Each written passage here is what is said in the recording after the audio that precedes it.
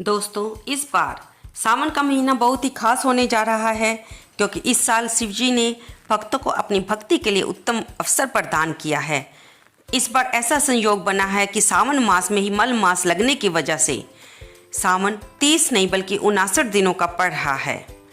कह सकते हैं कि इस साल 2 सावन मास पड़ रहे हैं। सावन में हम जानेंगे कि मल मास लगने का क्या धार्मिक और आध्यात्मिक महत्व होता है। नमस्कार दोस्तों, कलयुग के चमत्कार संतों की वाणी में आप सबका स्वागत है। आइए इस बार हम जानेंगे इस वीडियो में सावन में कितने सोमवार आएंगे और ये कितने दिनों का महीना होगा। भगवान भोलेनाथ का प्रिय महीना इस बार 59 दिनों का होगा और इस बार भक्तों को सावन के कुल 8 सोमवार को भगवान शिव का व्रत रखना होगा और उन्हें जल अभिषेक करने का सौभाग्य मिलेगा। इसका कारण है नया विक्रम संवत 2080 नल, जो 12 की जगह 13 महीने का होगा क्योंकि नूतन हिंदू नव वर्ष में मल मास है।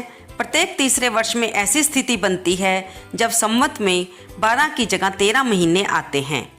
सावन का महीना इस साल 4 जुलाई से शुरू हो रहा है और ये 31 अगस्त तक चलेगा। 18 जुलाई से 16 अगस्त तक सावन अधिक मास रहेगा।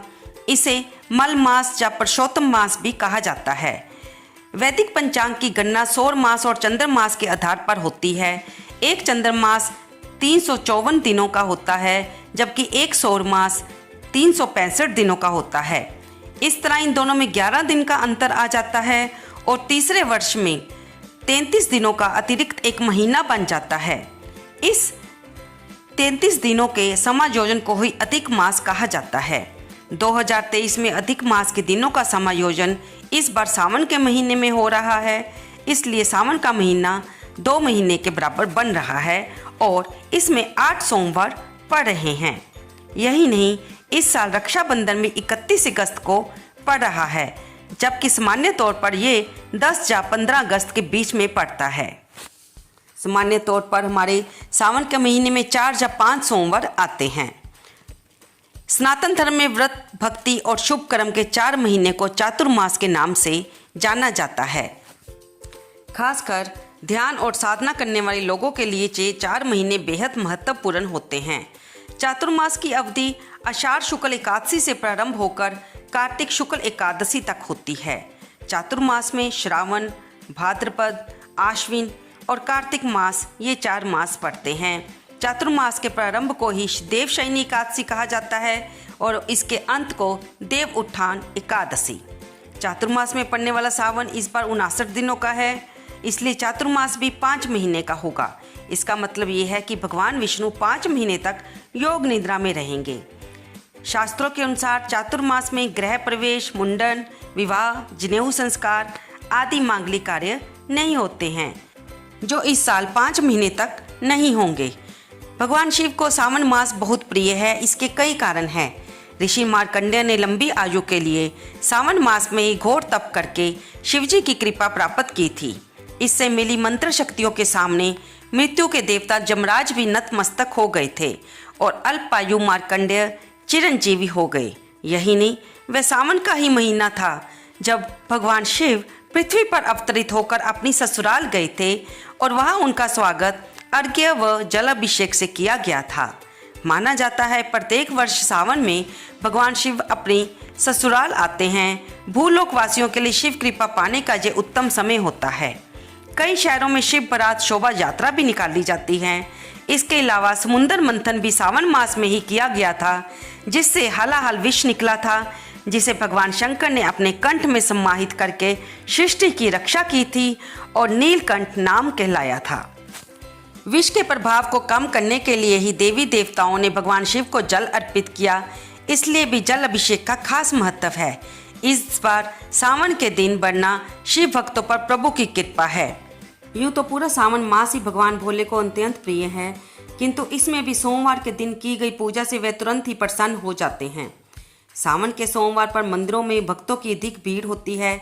सावन 4 जुलाई से शुरू हो रहा है। इसी दिन भगत कांवड़ यात्रा के लिए भी निकलेंगे।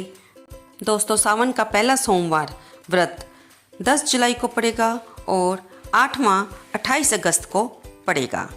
दोस्तों, इस वीडियो में हम आपको ये भी बता दें कि हमें सावन के महीने में कुछ कार्य बिल्कुल नहीं करने चाहिए, क्योंकि अगर हम ऐसे कार्य करते हैं तो हमारी की गई साधना, हमारे व्रत असफल जाते हैं और हमें उसका अशुभ फल मिलता है।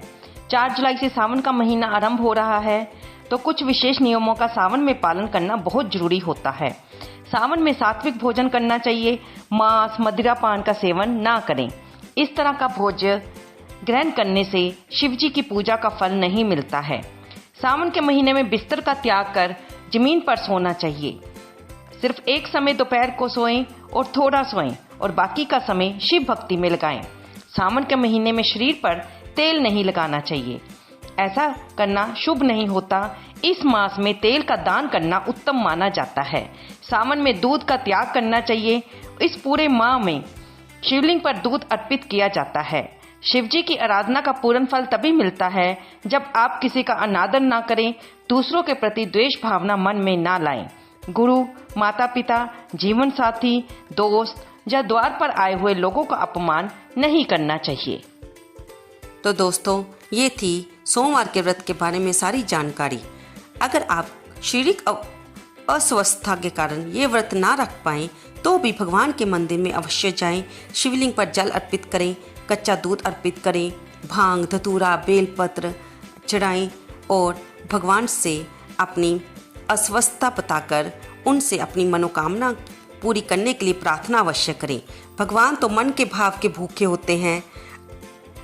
भगवान के मंदिर में जाकर दीपदान करें। सुबह शाम दोनों समय भगवान की पूजा करके, कथा करके आरती करें और भगवान अवश्य आप पर कृपा करेंगे।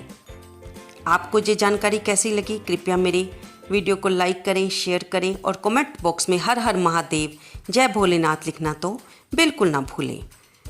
धन्यवाद दोस्तों।